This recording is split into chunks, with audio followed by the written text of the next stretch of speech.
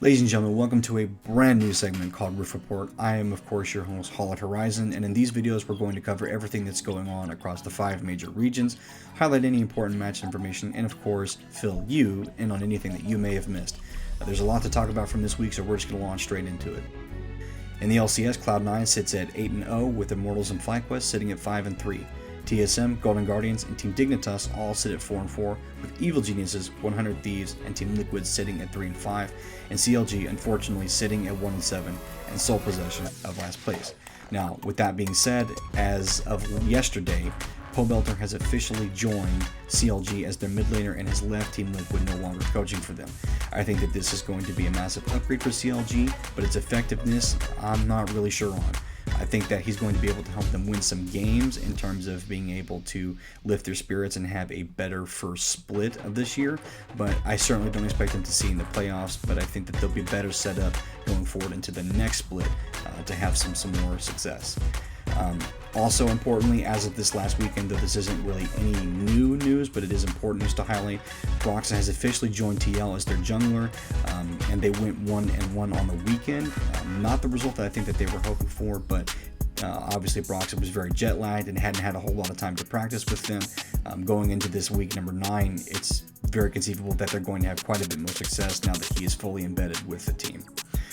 Moving on to the LEC, the Misfits, G2, and Origin all sit at 6-2. Yeah, that's right, G2 lost some games, and we're going to talk about that in just a minute. Rogue, Mad Lions, and Fnatic all sit at 5-3, with Excel at 4-4, SK Gaming at 2-6, Schalke at 1-7. Oh, how did that happen? And Vitality at 0-8.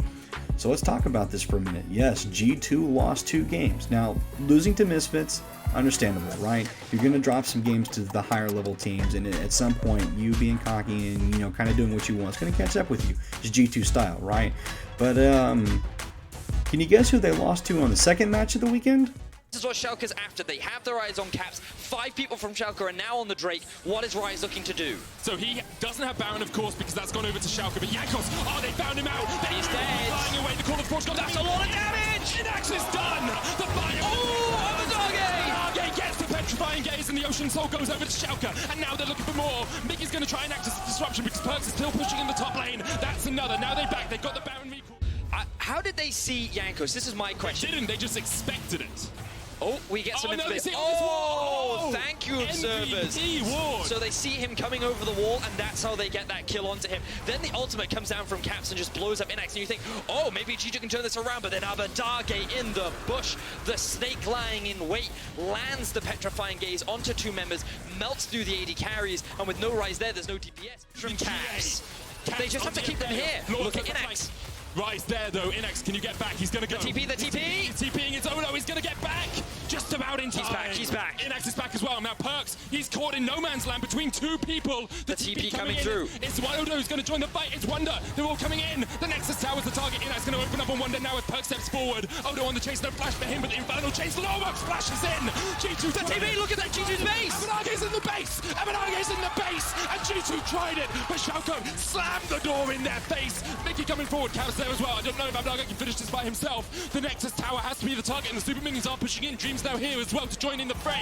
3 members of G2 trying to defend, trying to save the game, but Jankos is done. Mickey is going to go flat down next as well as Abadage. It's Dreams, Schalke, who better to beat for your first win of 2020 than the reigning champions. Moving on to the LCK, Kingzone Dragon X and SKT, as of the time of making this video, both sit at 4-1, with the Freak of Freaks and Genji sitting at 3-1. Damwon, Hanwha, and Griffin all sit at 2-2, with Sandbox sitting at 1-3, and then APK Prince and KT Rolster bringing up the rear at 0-4. Really quick, I just want to highlight the fact that KT Rolster not winning a game is very, very shocking, and it's going to be interesting to see what other teams are going to be able to step up to contest some of these higher level teams as the season progressed. Even more importantly than that, though, is the announcement that Faker has officially signed another 3-year deal with SK Telecom.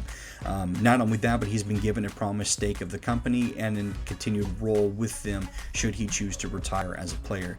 And for me, this is huge because Faker is obviously the best player of all time, has won the Summoners Cup 3 times, more than anybody ever, and is just generally a really good resource for SKT to continue to have over the coming years, even if he's not a player.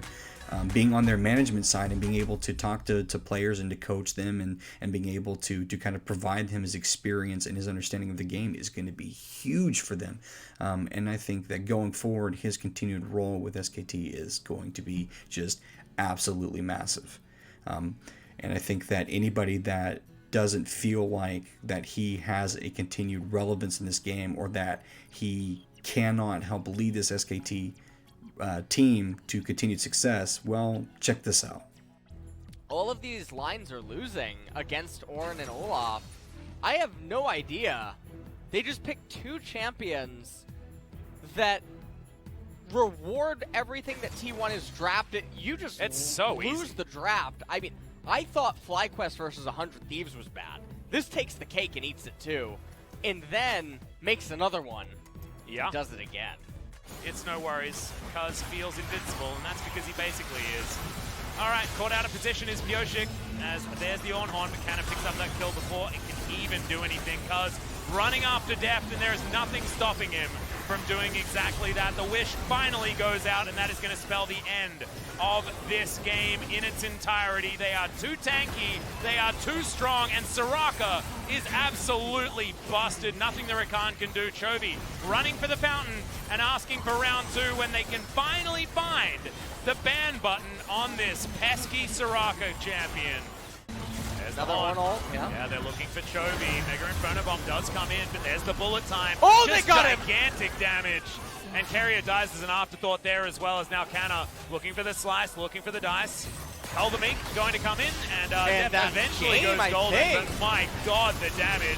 The flash out, but there is nothing that he can do. Doran looking for 2 kills. Don't know whether he'll be able to find them as the kickback, as Teddy just immediately QSS's it, and will just continue shooting. T1 have turned it around. 13 kills to 3, and I believe most of those have happened in the last 10 minutes. Pioshik.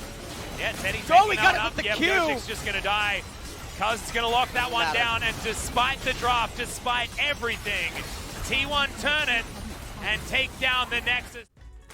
And then I want to very briefly cover the LPL and the LMS before we close out this segment. Obviously, the most important thing for the LPL right now is that they've experienced a very, very delayed start to the spring split, but their games are underway, and as of the time of making this video, the standings are as follows.